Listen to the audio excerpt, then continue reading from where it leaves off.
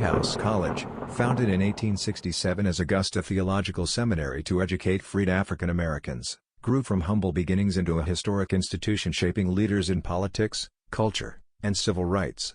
Deeply tied to African American empowerment, the college became a vital hub during the civil rights movement, with its students engaging in protests and demonstrations.